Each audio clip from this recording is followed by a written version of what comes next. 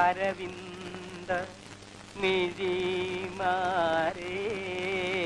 കിരമിന്നു കേൾക്കാമേ Sarabindu മുഖീമാരേ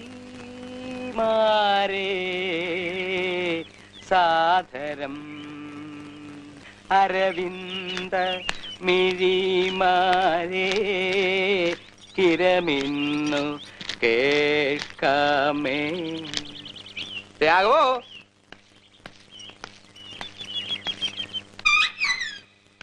Raghava,